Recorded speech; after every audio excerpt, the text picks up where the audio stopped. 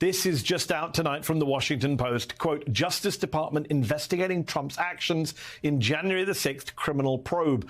Quote, prosecutors who are questioning witnesses before a grand jury, including two top aides to Vice President Mike Pence, have asked in recent days about conversations with Trump, his lawyers and others in his inner circle who sought to substitute Trump allies for certified electors from some states Joe Biden won.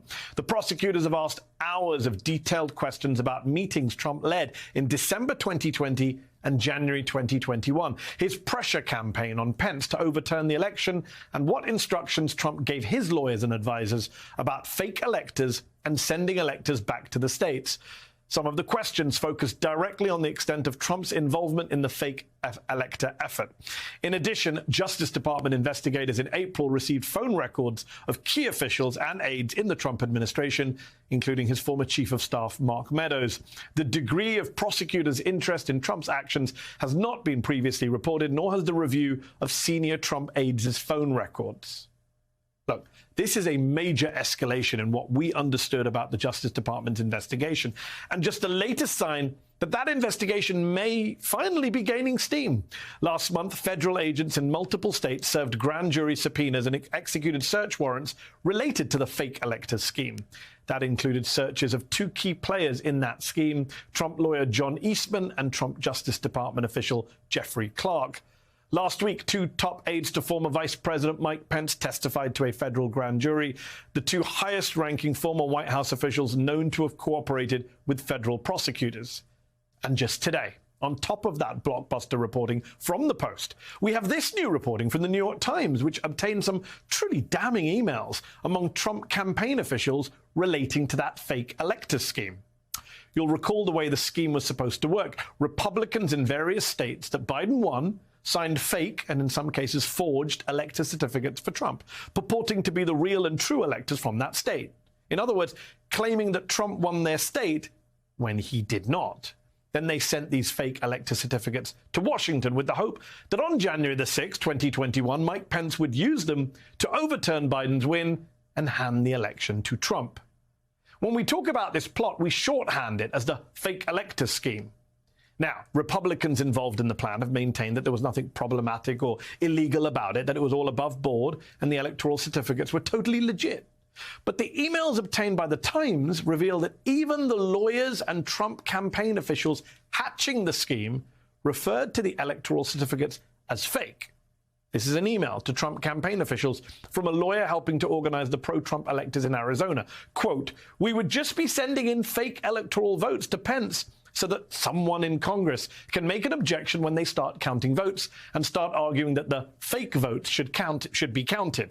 He then followed up with another email, quote, PPS, alternative votes is probably a better term than fake votes, followed by a smiley face emoji.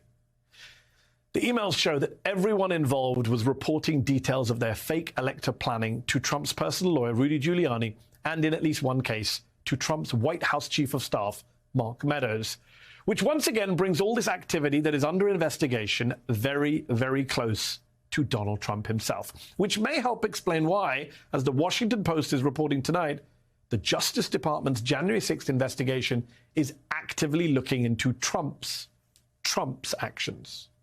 Joining us now is Carol Leonnig, investigative reporter at the Washington Post, who is the lead byline on this bombshell piece of reporting tonight. Carol, thanks so much for being here. I'm sure it's been a very busy day for you. Your reporting says the DOJ is investigating Trump's action as part of its criminal probe into the attempt to overturn the election. That's clearly not something that happens overnight. Can you walk us through your reporting in terms of how this particular angle to the DOJ investigation has come about?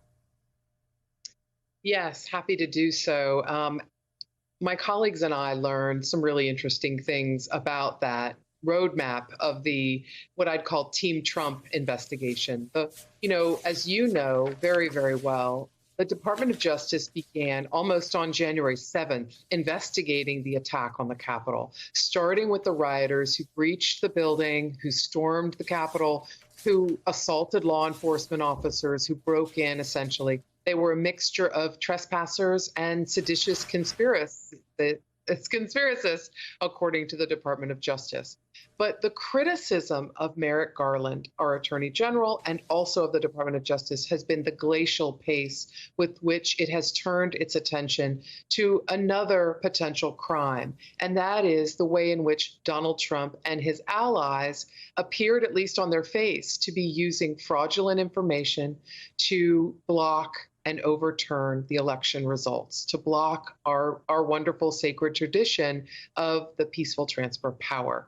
What we learned is that at least starting in early spring, the Department of Justice started to swing its attention fairly forcefully towards Team Trump.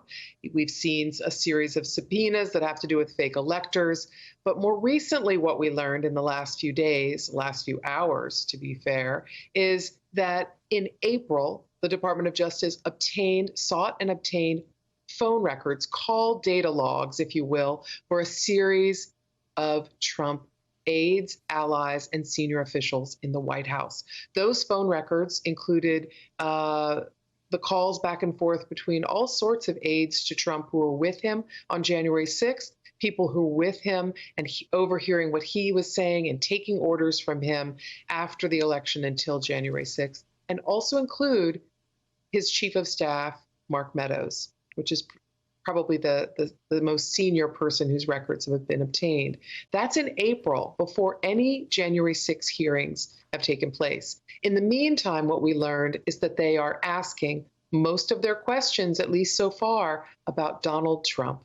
The questions overwhelmingly are, what did Donald Trump tell his lawyers? What did Donald Trump say to you? What did Donald Trump say to Mike Pence? And those are questions asked in the very serious and formal environment of a grand jury that's preparing as part of a criminal investigation for the possibility of charging people with crimes.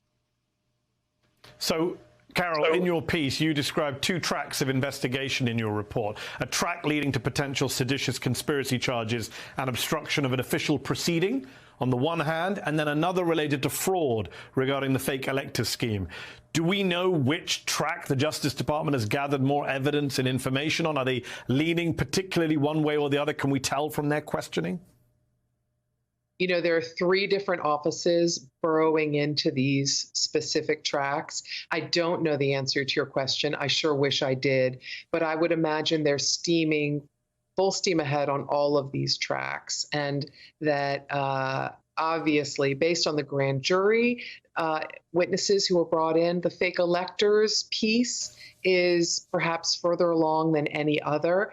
And keep in mind that when the Justice Department considers conspiracy can be an agreement between any number of people to try to accomplish some nefarious scheme using fraud, knowingly, intentionally defrauding people around them, the public, maybe an executive branch agency, using this agreement to try to execute this scheme. But to be charged with this crime, you don't have to accomplish it. You just have to have that corrupt agreement. I would add one more thing to your good question, which is our understanding is that this investigation is unusual in that it is looking at the potential crimes that are already obvious from the evidence right in front of our faces, the things people saw on television, the things the president said himself. And that's an important thing to keep in mind, the crimes that are potentially obvious.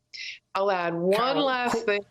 Sorry, no, go ahead. You ask. No, quick last question before we run out of time. I do have to ask this. How much do we know about Merrick Garland's involvement in this? Is this something he's personally overseeing, green lighting? And how much do we think the 1-6 committee hearings have ramped all of this up? My understanding, though I don't know all of the specifics here, my understanding is he's briefed regularly on this.